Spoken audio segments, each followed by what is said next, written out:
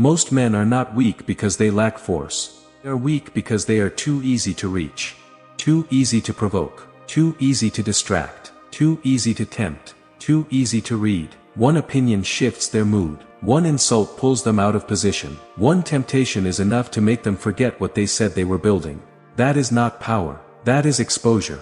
And exposed men are never dangerous for long. They are moved too easily. Accessed too easily. Controlled too easily. This is the truth most men avoid because it cuts too deep. They think strength is about appearing hard, sounding cold, or acting like nothing affects them. But untouchability is not performance. It is not image.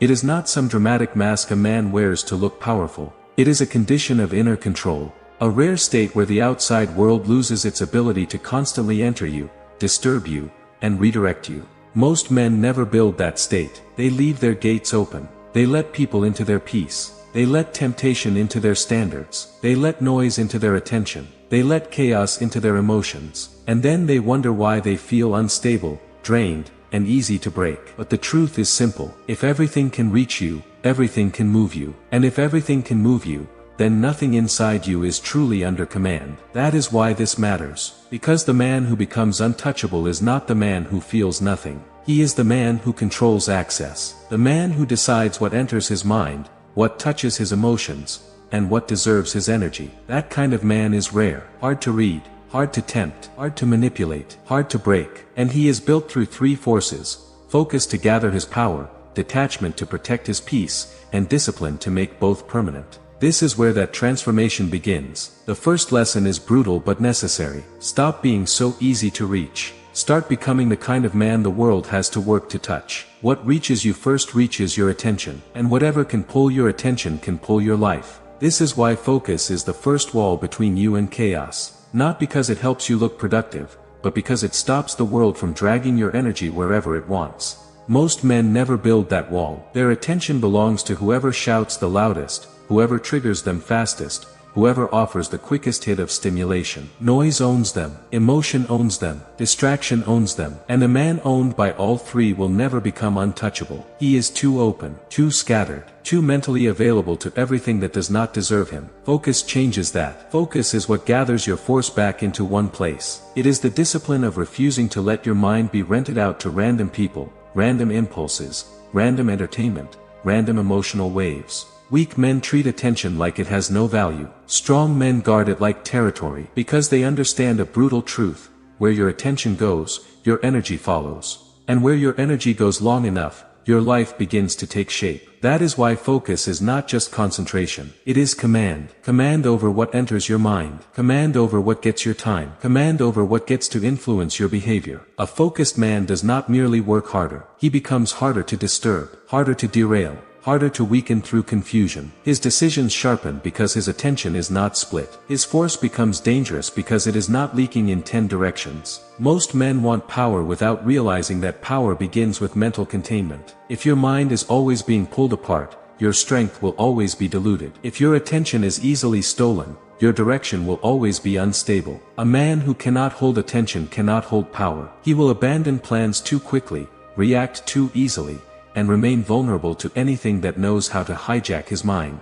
So understand the first law clearly. Focus is not a bonus trait. It is your first line of defense. It is the wall that keeps chaos outside and force gathered within. And if you are serious about becoming harder to move, say it to yourself now: my focus is mine. But gathering power is only the first step. The next step is learning how to protect it from emotional invasion. Once you gather your energy, the next question becomes even more important: who gets access to it? This is where detachment becomes power. Not fake coldness, not emotional numbness, not pretending you do not care. Real detachment is something far more dangerous than that. It is selective access. It is the ability to stop letting every opinion, every rejection, every temptation, every insult, every emotional wave enter your inner world as if it belongs there. Most men absorb everything. They absorb disrespect. They absorb criticism. They absorb other people's moods, their projections, their manipulations, their chaos. They let one message ruin their focus, one betrayal distort their judgment, one rejection poison their peace. They do not filter life. They ingest it whole. And because of that, they remain emotionally crowded, mentally unstable, and painfully easy to control. The detached man lives differently. He filters everything. He does not let every voice become internal. He does not let every event become personal. He does not confuse what happens around him with what deserves to live inside him. That is what makes him calm. That is what makes him unreadable. That is what makes him difficult to provoke. Because people can only manipulate the emotions they are allowed to access. Detachment is what closes that gate. It is not distance from life. It is control over entry. It is the decision that not everything deserves your reaction, your attention, or your emotional involvement. This is why detachment feels cold to weak people. They are used to men who overreact, overshare, overexplain, and emotionally bleed in public. They are used to men who can be touched by everything. But a man who has built detachment moves differently. He listens without absorbing. He observes without attaching. He feels without surrendering control. That is not numbness. That is sovereignty. And sovereignty is liberating. Because once you stop letting everything enter you,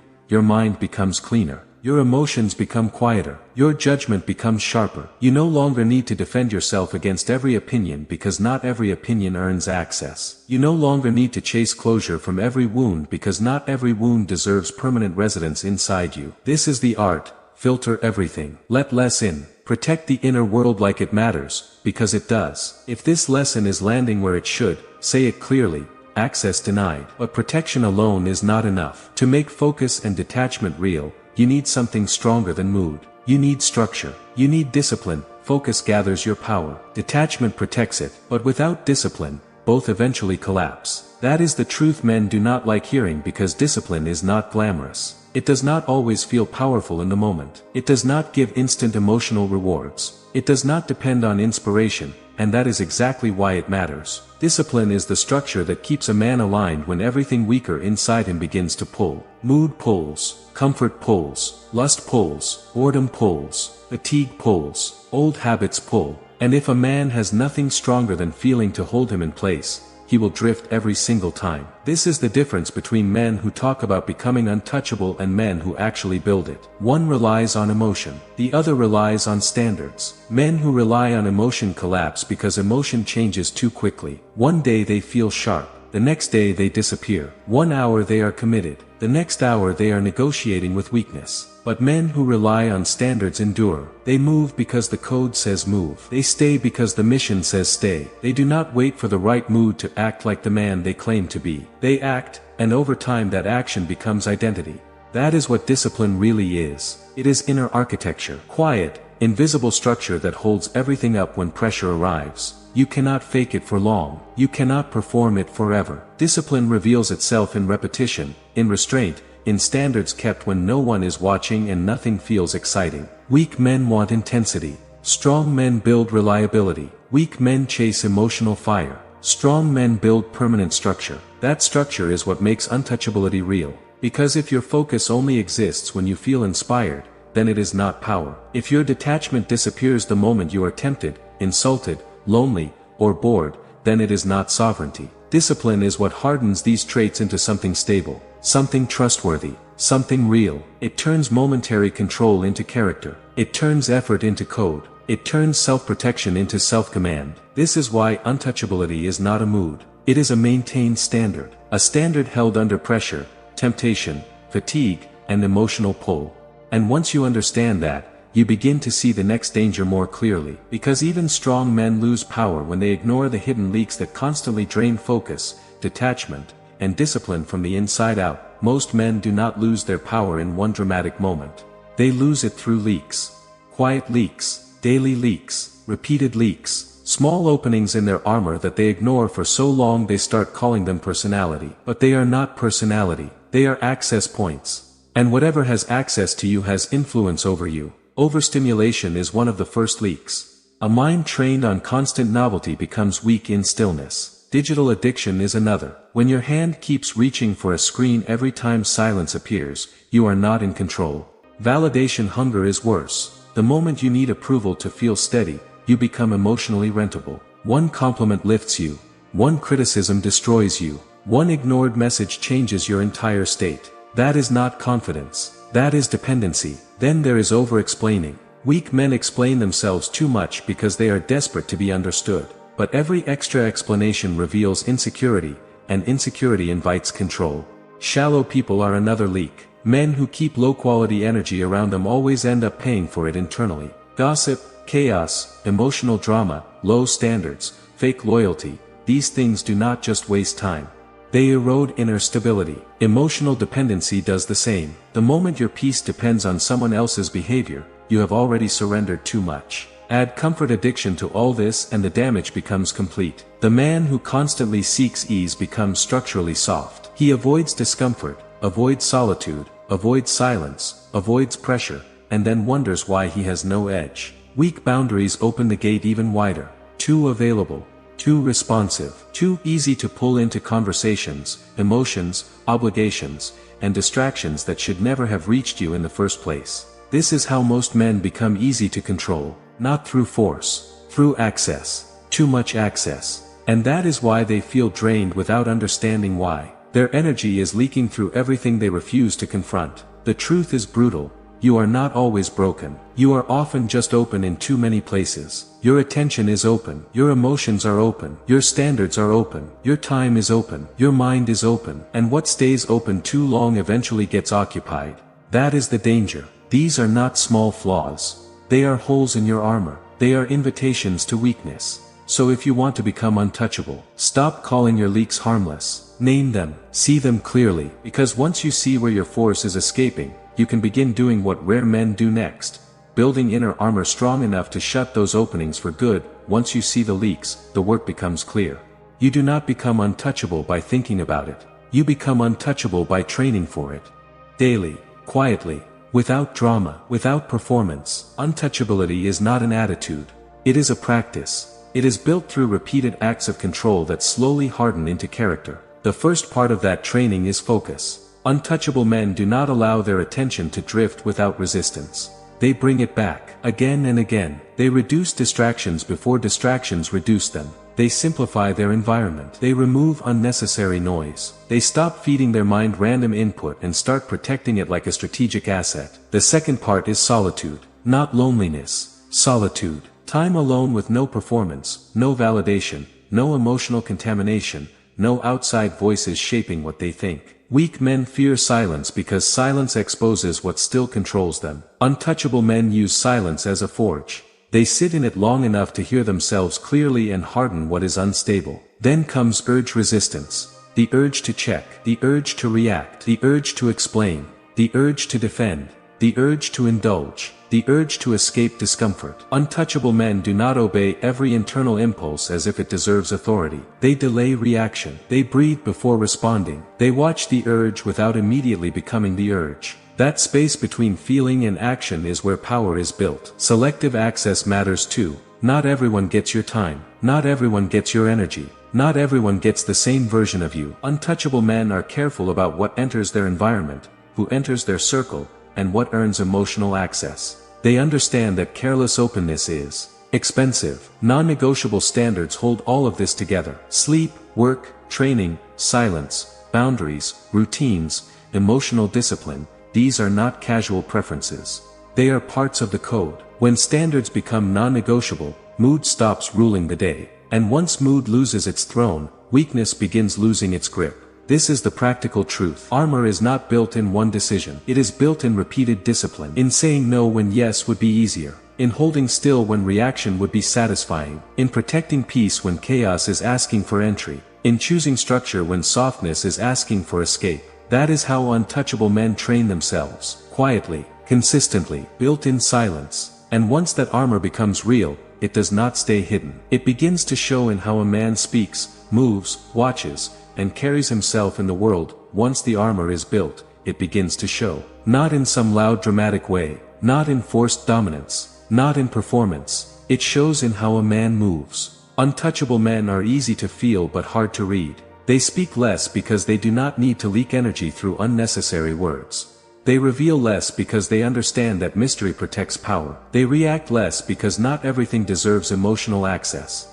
And when they act, they do it with precision, cleanly, deliberately, without wasted motion. This is what makes them magnetic. Readable men are easy to control. Men who overshare, overreact, overexplain, and constantly narrate their lives give too much away. They expose their insecurities, their triggers, their hunger for validation, their need to be understood. And once people learn where your emotional buttons are, they never forget them. Untouchable men deny that access. They are not cold for the sake of image. They are selective. They do not explain every silence. They do not answer every provocation. They do not perform every ambition in public. They let their actions carry the message their mouths no longer need to repeat. That changes how they carry themselves. Their posture becomes calmer. Their eyes become more observant. Their presence becomes heavier. Not because they are trying to appear powerful, but because their energy is no longer scattered. It is contained. Men like this unsettle weak people. Why? Because weak people are comfortable with readable men. They are comfortable with emotional noise, oversharing, and easy access. But a man who watches more than he speaks, who feels without reacting, who moves without broadcasting his every thought, creates a different kind of presence. A presence that feels composed, guarded, and difficult to manipulate. That is the outer shape of untouchability. Silence, restraint, selective action, clean movement, fewer words, stronger standards. This is what focus, detachment, and discipline look like once they stop being ideas and start becoming identity. So if you want to embody that energy, stop trying to be louder. Become harder to read. Stop trying to prove your control. Move with it. Let your silence say what your weakness used to explain. If this is the standard you are stepping into, say it clearly: I move with control. And once a man moves like that, the rewards begin to deepen far beyond what most men imagine, and this is where the reward begins to reveal itself. Untouchability does not make a man empty. It makes him powerful in the quietest way possible. It gives him peace first. Real peace. Not the fragile peace that depends on other people behaving correctly, but the kind that comes from no longer being emotionally rented out to the world. When focus gathers your energy, detachment protects your inner world, and discipline holds both in place, a strange calm begins to replace the chaos that used to live inside you. Then comes self-respect. Because a man who can control himself stops disappointing himself. He stops breaking his own standards. He stops watching his mind collapse under impulse, distraction, and emotional weakness. He becomes someone he can trust. And that self-trust creates a confidence that does not need to perform. Judgment becomes cleaner too. When your mind is not crowded, your vision sharpens. You read people better. You assess situations better. You stop confusing emotional noise with truth. Emotional stability follows naturally. The untouchable man still feels, but he is no longer ruled by what he feels. That is what makes him hard to manipulate. People lose their power over you when they can no longer predict how to pull you off center. Presence deepens as well. A man with inner order moves differently. There is less desperation in him, less neediness, less invisible hunger for approval. His energy carries weight because it is not leaking everywhere. That creates a form of power that does not need to dominate outwardly. He does not need to prove himself in every room because his inner state is already sovereign. That is what makes untouchability deeply masculine. It is not noise. It is not emotional spectacle. It is quiet command, quiet strength, quiet certainty. A man who has built this does not feel invincible because the world became softer. He feels powerful because he became harder to move. And once you understand what that gives a man, you also begin to understand the cost of never building it at all. Now face the part most men try to avoid. If you never build focus, detachment, and discipline, you do not stay neutral. You stay exposed. And exposed men pay for that weakness every day. You remain easy to provoke. One insult changes your state. Easy to tempt. One impulse changes your direction. Easy to distract. One moment of noise steals your time. Easy to wound. One rejection lives in your head for weeks. That is not living. That is being emotionally rented out to whatever knows how to reach you. And the worst part is that this kind of weakness does not always look dramatic. It looks normal.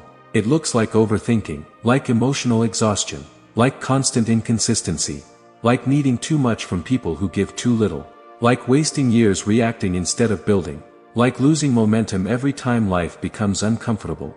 This is how weak men stay exposed forever, not because they cannot change, but because they never become serious enough to protect their own mind. They remain open in all the wrong places and then wonder why life keeps bruising them. The rare man makes a different choice. He builds inner armor. He closes the gates. He trains himself until chaos loses access. That is why he becomes harder to tempt, harder to shake, harder to read, and harder to control. He does not move through life untouched because the world stopped testing him. He moves through life untouchable because he stopped handing the world free access to his weakness. That is the split. One man remains reachable and spends his life explaining his pain. The other becomes guarded and spends his life building power. So do not treat this like a small self-improvement idea. This is the difference between living exposed and living sovereign, between being shaped by the world and becoming the man the world struggles to move. And that leaves only one final decision: what kind of man are you going to become now? So here is the final code. Untouchability is not a mask. It is not a performance. It is not pretending that nothing affects you. It is a structure, a discipline, a standard built through focus, detachment, and control repeated until they become identity. The reachable man reacts. The untouchable man decides. The reachable man leaks energy into everything. The untouchable man gathers it, protects it, and directs it. The reachable man stays ordinary because the world can touch every weakness in him. The untouchable man becomes dangerous because access is no longer free. That is the transformation, from exposed to guarded, from reactive